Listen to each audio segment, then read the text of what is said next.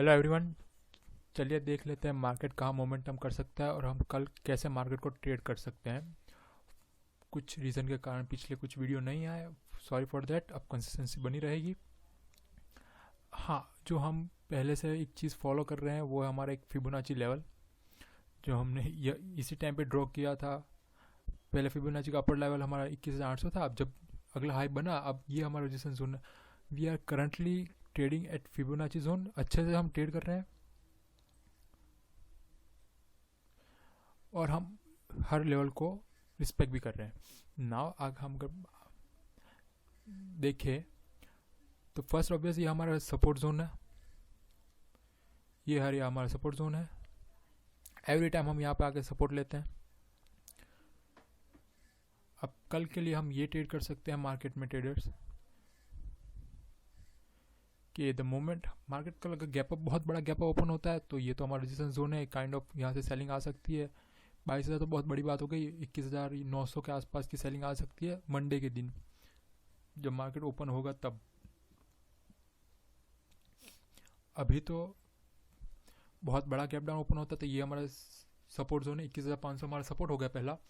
बहुत बड़ा gap up होता है तो 22,000 हमारा रेजिस्टेंस हो गया। इन बिटवीन हम कुछ नहीं कर सकते।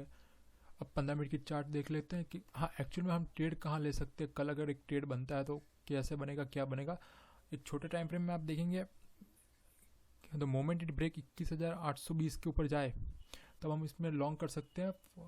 टारगेट हमारा 50 to 60 रुपीज़ का टारगेट होगा और एसएल हमारा इस आज की 15 मिनट की कैंडल है वहाँ का लो। मतलब कुल मिला के अगर हम ट्रेड सेटअप बैठा है आपका लॉन्ग पोजीशन में बनानी हो तब ये बनेगी। टारगेट ज़्यादा बड़ा नहीं रखेंगे और एसएल भी हमारा बड़ा नहीं होगा क्योंकि वो मोमेंटम आ जाएगा, आराम से हो जाएगा। 20-30 रुपीज़ का एसएल और 60 रुपीज़ 1:2 का हमारा टारगेट इसमें बैठ जाएगा निफ्टी में। आप चलिए बात कर लेते हैं बैंक निफ्टी की। हाँ, बैंक निफ्टी के इंटरेस्टिंग जोन पे है। 45,700 के आसपास है। बड़े टाइम फ्रेम में देख लेते हैं। हाँ, ये हमने बात की थी, ये हमारा रेजिस्टेंस जोन है। ये टूटा उसके बाद तो क्या ही सेलिंग आया एंड मार्केट अब तो कुछ अलग ही बिहेव कर रहा है। हम वापस उसी जोन में, कंसोलिडेशन जोन में है जो हम पहले डिस्कस करते थे। ये वाला, ये पूरा जोन है और ये एक हमारा सपोर्ट जोन जो पहले से था जो अभी भी चल ही रहा है। हाँ, अभी हम इस सपोर्ट जोन पे आए नहीं है, वो बात अलग है।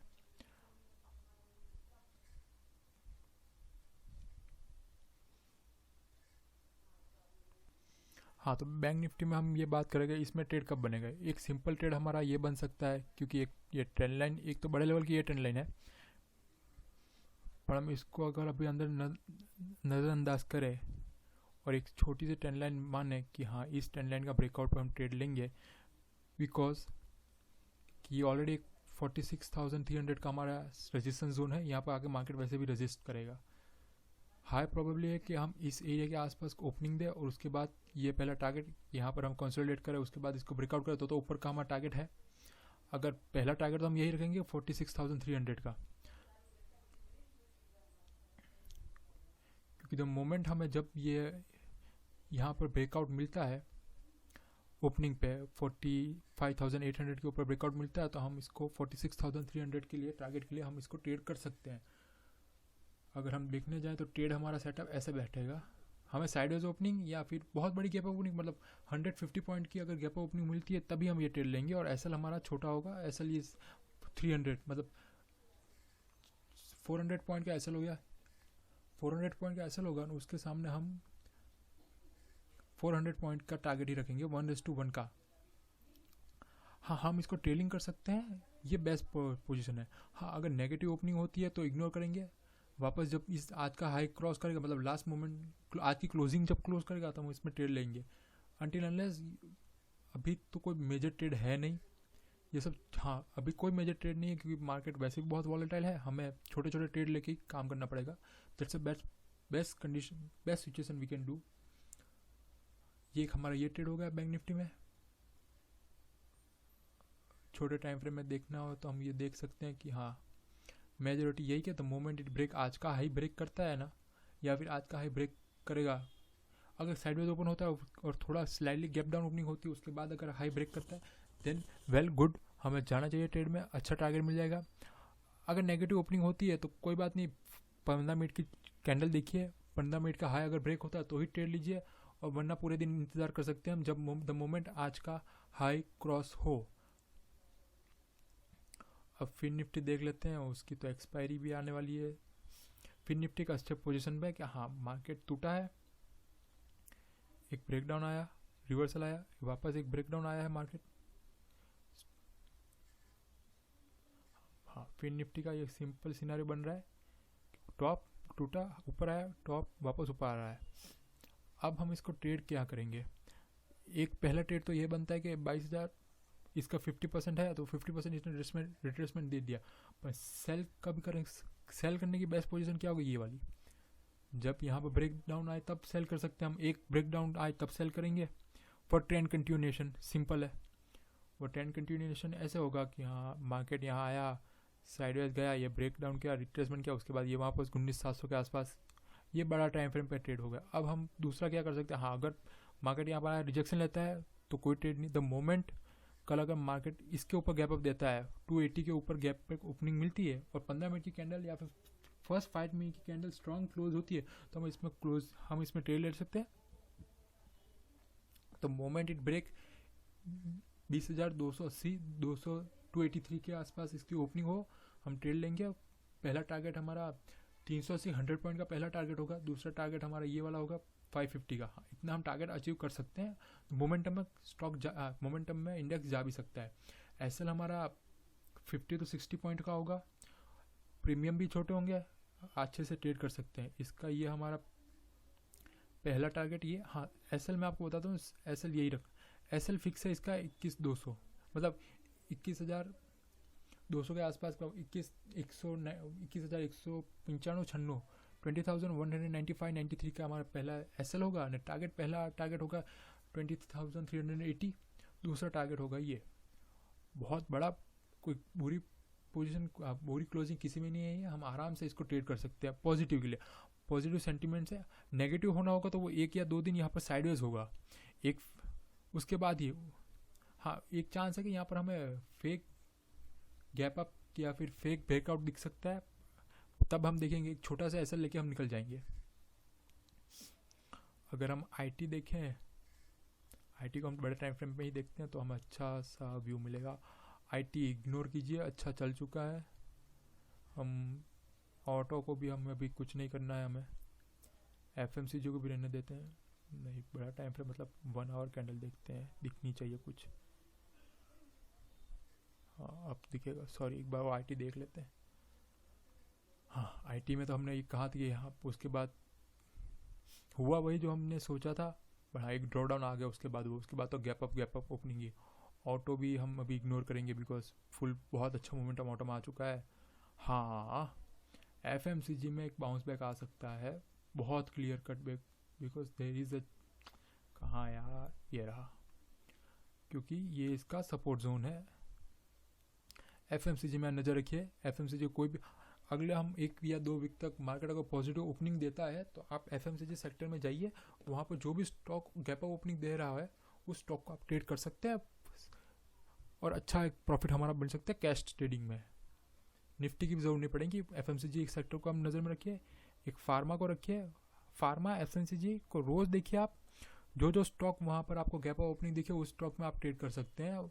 आपका रिसीवर पीएसयू बैंक्स ने भी अच्छा मोमेंटम दिया हुआ है और एक बाउंस बैक भी अच्छा है। अब तो उसकी ओपनिंग है, इसकी तो जब लाइफ टाइम हाई ओपनिंग जाएगी तो उसके बाद ही इसमें मोमेंटम आएगा, उसके बाद तो साइडवेज भी जा सकता है। फार्मा, मेटल इग्नोर, रियलिटी भी आप रहने दीजिए, उसमें भी शॉर्टिंग की पोजीशन ही बनेगी अब। ओके नेशनल एल्यूमिनियम, ये तो ट्रेड हमारा चल रहा था जो अच्छा खासा चला, हो गया वो भी हमारा। चलिए सेंसेक्स देख लेते हैं, सिंपल है।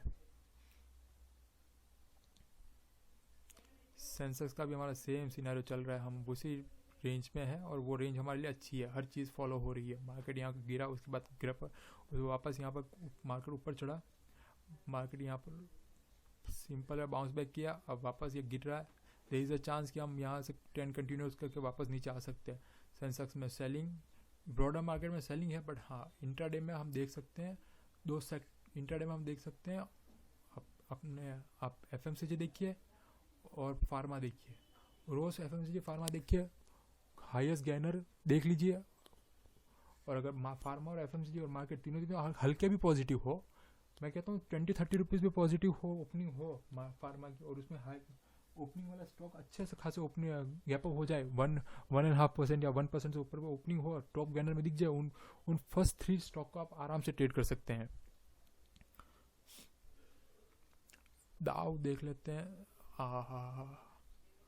दाव जोन्स तो देखो ही मत, अब तो लीला ले रहे, अच्छी गया ओपनिंग मिल जाएगी हमें। दाव की भी अच्छी क्लोजिंग हो रही है, वैसे भी लाइफ लॉन्ग अनचार्टेड टेरिटरी में जा चुका है दाव। Thank you everyone. ये मेजर बात है यही थी कि सेंसेक्स में आप इग्नोर कीजिएगा। अभी निफ्टी में का ट्रेड भी हम दे चुके हैं कि निफ्टी को हम कैसे ट्रेड कर सकते हैं। गैप अप ओपनिंग आराम से ट्रेड लेंगे, बैंक निफ्टी में भी गैप अप ओपनिंग हो, साइडवेज ओपनिंग हो तो ट्रेड ले सकते हैं। फिर निफ्टी को ध्यान में रखिएगा कि जब तक ये 21,280 के ऊपर नहीं जाए उसको ट्रेड मत कीजिएगा। फिर थैंक यू एवरीवन। और हाँ, आप एक स्टॉक देख लीजिएगा ग्रासिम फार्मा में। हाँ, एक ये है जिसने लास्ट मोमेंट में बहुत अच्छा दिया। अब ये 21,700 सिंपल बात है। अगर डेली चार्ट में देखो ना, ये आपका लाइफ टाइम हाई पे है। तो आज का हाई मतलब कल अगर 21,180 के ऊपर ये स्टॉक जाता है तो आप इसको ट्रेड कीजिएगा, आपको इजीली 2 या 5% की रैली इसमें मिल जाएगी। आप देखें इसका टारगेट ऐसे बैठेगा, एसएल तो बहुत छोटा हो जाएगा। आप सिर्फ 50 रुपीज़ का एसएल रखिए और पहला टारगेट आपका यही 21,200, 2,250, 2,250 या 2,300 के आसपास इसका आपको पहला टारगेट मिल जाएगा। फार्मा थोड़ा भी मंडे के दिन पॉजिटिव हुआ, आपका ग्रासिम बहुत अच्छा चलेगा, तो आप इसको मिस बिल्कुल ना करें। ग्रासिम को नज़र में रखिए, मैं खुद भी इसको ट्रेड करूँगा। Thank you everyone, please like share and subscribe. और हाँ, आप कुछ और ट्रेड ना करें मेरे सजेशन, मेरे आइडियाज़ पे मैं चाहता भी नहीं आप करें। आप आपका खुद का डू डिलिजेंस करें, स्ट्रेटेजी देखिए।